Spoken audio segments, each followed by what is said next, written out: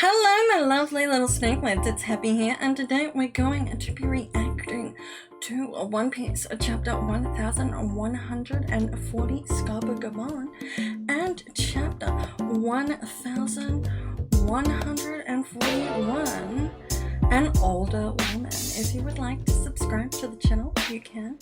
If you would like to join the Discord to stay up to date with any news, relevant chapter releases, or even some free games, you can do that as well. And if you would like to support me, you can do that by buying me a coffee. All links are down in the link tree down below. Let's start, shall we? Okay, let's start with chapter 1140, Scopper Gaban. The cover page is of Who's Who tormenting Ulti. She is chained to a dartboard and knives have been thrown at her. We also have information from the latest SBS saying that former warlord Hanafudo was indeed the father of Ulti and Page 1. He allied himself with Kaido as he was captivated by Kaido's strength and they shared a common goal. After he was defeated by Ace and removed from the warlords, he was killed by rival pirates on his way to his children. Okay, interesting. Let's start, shall we?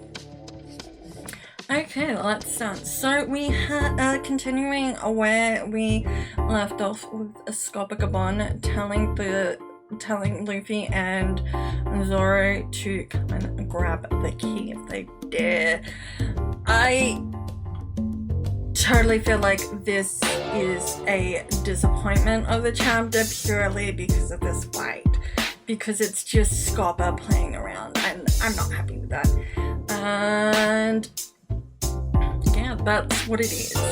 Luffy falls for the taunt that Scopper gives him and lunges towards him and Scopper dodges. We have a couple of fists thrown by Luffy and then Scopper uses the key as an axe. Luffy then gets the key shoved in his mouth, and when it's getting serious, Zoro butts in and says, "Watch out." And then we have Scopper yielding, and I'm not happy about that. Because all Scopper wanted to see was white Luffy, and I'm disappointed by that. But whatever. We then have Scopper saying that after all of this is done, come find me again, blah blah blah. We then move to the school where the little kids have spotted Ginkgo's bird, but obviously the teacher can't see it. We then move to the God Knights, where they have landed on a branch. Ginkgo summons someone. We see two black puffs of smoke, and someone saying, "Fine, give me a minute." And another saying, "Where are we leaving from? Where's the abyss?" Okay, and then it is revealed to be an old man and a dragon? Okay.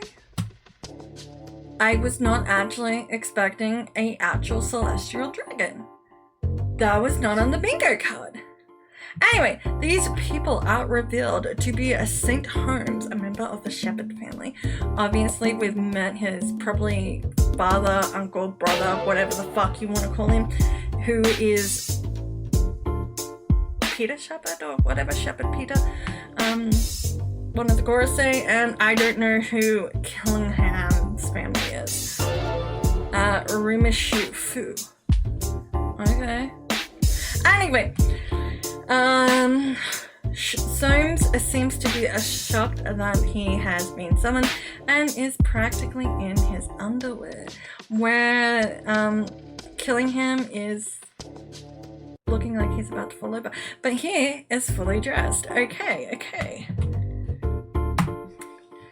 We then have them, obviously, Holmes getting dressed and telling Shamrock that he's been told to get fucked and leave. But I don't think that's happening, because Shamrock says, let's make this into a game, guys. And it'll be fun. Okay, I'm assuming that they're gonna obviously kidnap a child. I really hope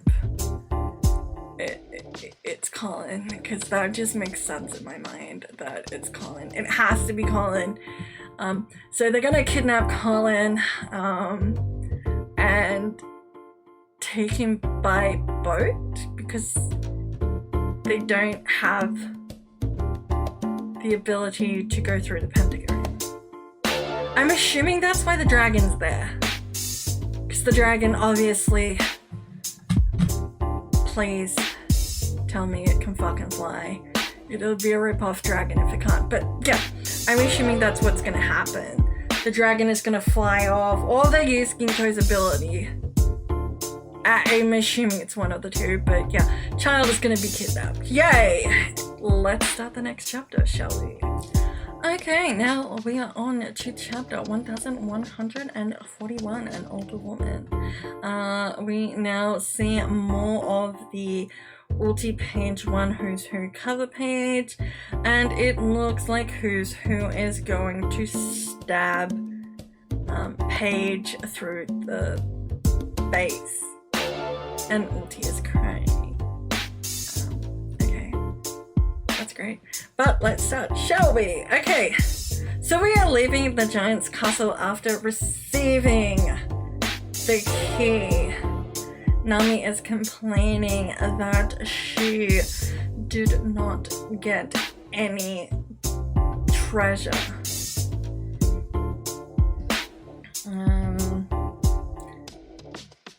We then cut to the Adams tree where Ripley.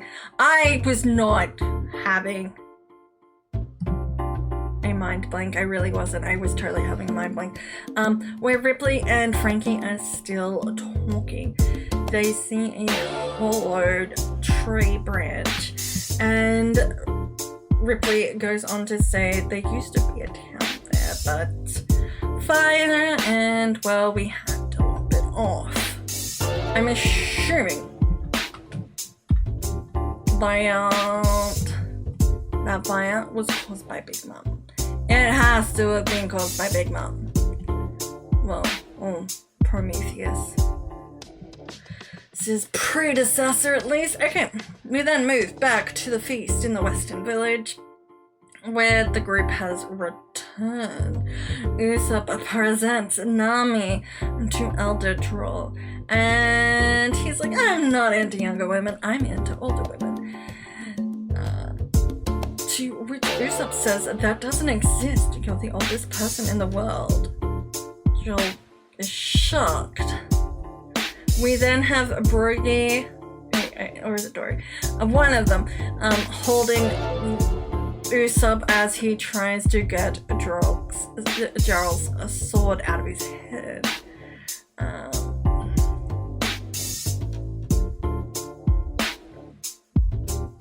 We then have Sanji confused, looking for Good, and we move to where Good is. She is being doctor to the two-hat giants that Road brought back. She asks Road where the fuck, how the fuck did this happen, and beats the information out of him. This is why I love her. This is why I love her. She's violent. Who doesn't love a violent woman? But yeah, he gets beaten, he tells the information, and we move to the underworld, where we are in front of Loki. Why was I saying Luffy? But yeah, Luffy and Zoro are in front of Loki, and he has been injured.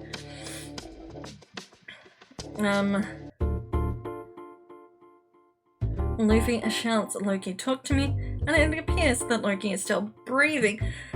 Luffy then goes to unlock him, but finds out that Loki is in Sea Prism Stone. So I'm assuming Zoro unlocks him, but yeah. We also see the injured animals, and then we have Zoro and Luffy fighting. With Luffy saying, "Loki's dying, we have to save him." Zoro saying, "That's not my problem. I've never talked to this guy.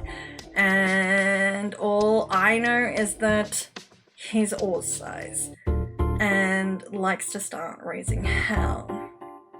It's going to be a major problem even for Albert." Zoro then kicks Loki, to which Loki reacts.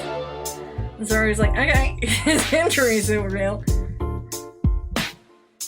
Thank you, Captain Obvious." And then Loki grills, "What do you think?" And then he passes out. Luffy says he died. Zoro's like, "Well, if he's dead, then he wasn't meant to survive." Luffy says, "That's messed up." Zoro then unlocks the Sea Prism Stone chains, but says he's going to keep the legs locked up. If he awakens, then they can potentially subdue him a lot easier.